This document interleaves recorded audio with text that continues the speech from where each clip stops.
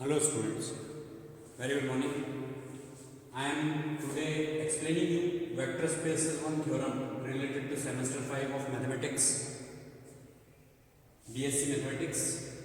Okay, BSc semester 5 mathematics. It is the topic is or the unit is vector spaces, which is unit 1 of semester 5.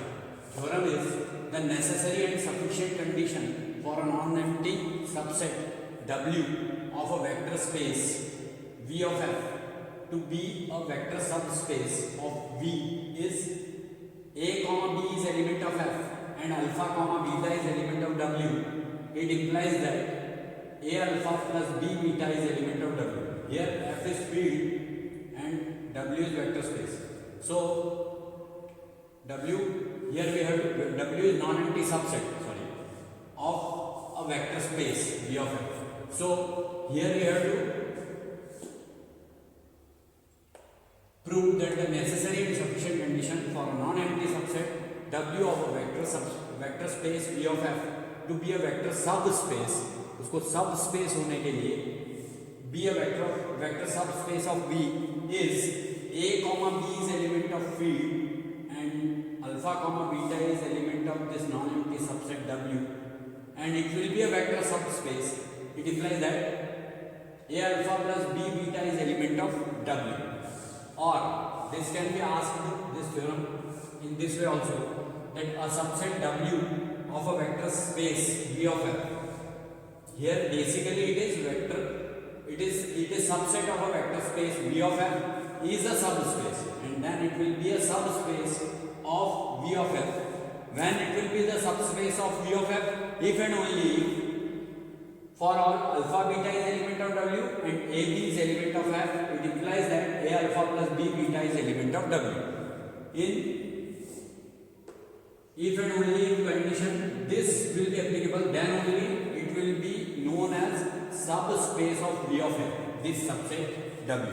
So for this we have to take the proof. First we have to take this condition. The condition is necessary if and only if W is a subspace of V of f. What we have considered, W is a subspace of V of f, then we have to prove that, तो हमको क्या prove करना होगा, that a comma b is element of f. We have to prove that if a comma b is element of f and alpha comma beta is element of W, it implies that a alpha plus b beta is element of W.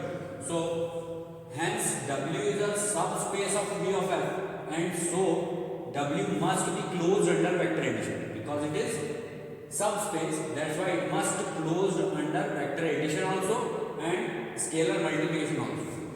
So consequently, a is element of f, comma alpha is element of W. It implies that a alpha is element of W. Similarly, if we take b is element of f and beta is element of W, it implies that b beta is element of W. Now a alpha is element of W, which is mentioned here, and b beta is element of W. So it implies that a alpha plus b beta is element of W. Why is it so? Because W is closed under vector addition. So we may add these two elements and can tell it is element of W. So that is a comma b. So basically what we have considered, a comma b is element of f and alpha comma beta is element of W. It implies that a alpha plus b beta, which is proved here, a alpha plus b beta is element of W. So hence the condition is necessary. So this is the necessary condition which I have explained. Now let us start with the condition is sufficient.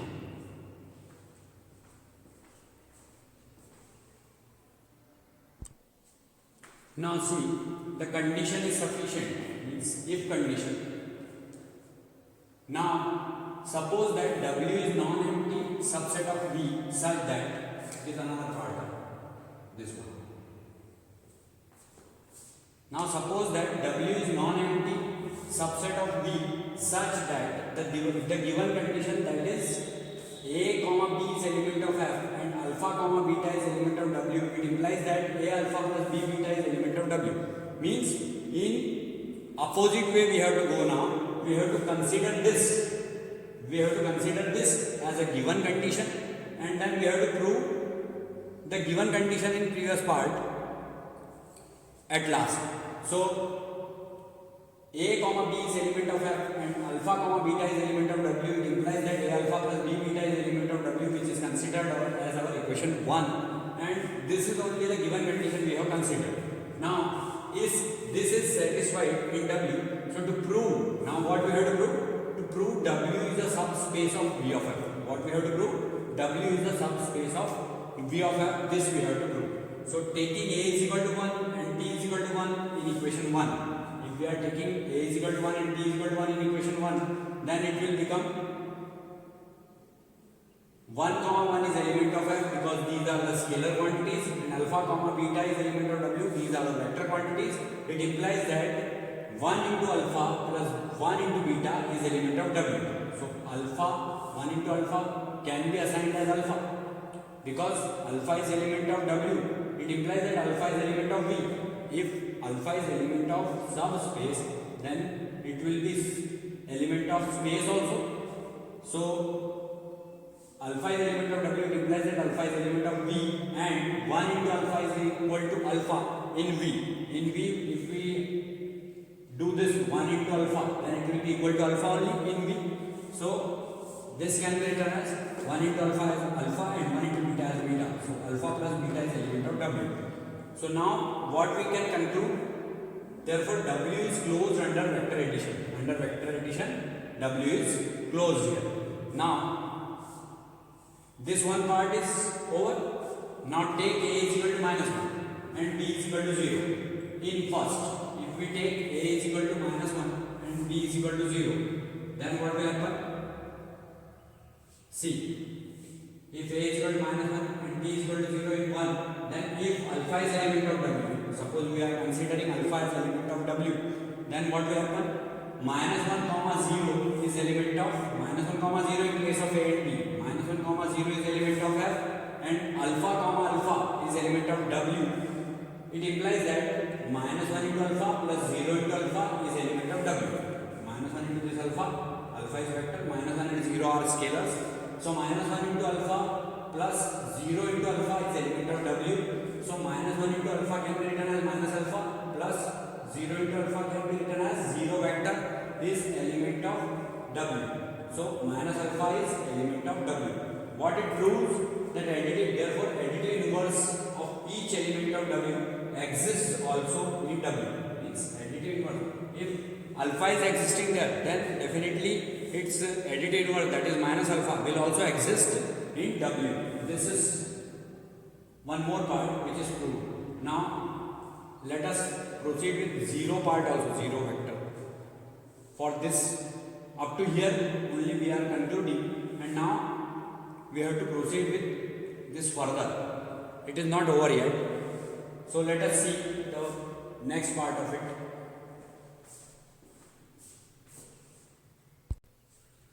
Now see the remaining part of the theorem. From here, it is take A is equal to 0, B is equal to 0 in first. Additive inverse was proved here in previous part. Here it is A is equal to 0 and B is equal to 0. These two scalars we are taking in first. We see that we are putting these two values in first, which was written previously in our theorem. So 0 comma 0 is element of field and alpha comma beta is element of W, which are vectors. It implies that 0 into alpha plus 0 into beta is element of W. So 0 into alpha can be written as 0 vector and 0 into beta can also be written as 0 vector. So 0 vector plus 0 vector is element of W. It implies that 0 vector is element of W. So what it proves? It shows that therefore the 0 vector of V is included in W. Additive inverse we have told in our previous part. Now it is the 0 vector of V is included in W and it is also the 0 vector of W. Included in W, it is also the 0 vector of W, since W is proper subset of V. Because W is proper subset of V, consequently the vector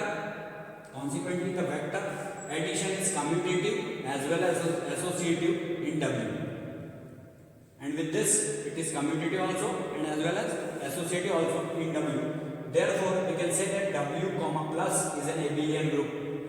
So abelian group postulates are proved here up to here. So W comma plus is an abelian group.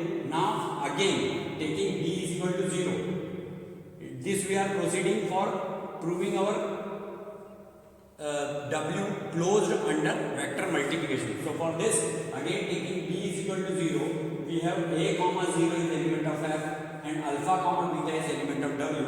It implies that A into alpha plus 0 into beta is an element of W, or A alpha plus 0 vector, because 0 into beta can be written as 0 vector. So A alpha plus 0 vector is element of W. It implies that A alpha is element of W. Therefore, what is proved here? W is closed with respect to, see here, it is WRT means with respect to scalar multiplication. The remaining postulates will hold in W as they hold in V, contains W. Hence, W itself is a vector space, thus W is subspace of V of F. What is proved? That W is subspace of V of F. So, this is only we want to prove. See, now suppose that W is non-empty subset and following this. So, what we have to prove afterwards? We have to prove this only, that it is W is subspace of V of F. Means the condition necessary in which we have taken the given condition, here we prove this condition, that W is subspace of V of F. This proves the sufficient condition and the theorem is now over. Up to here we are concluding our this lecture, and thanks a lot for watching our channel.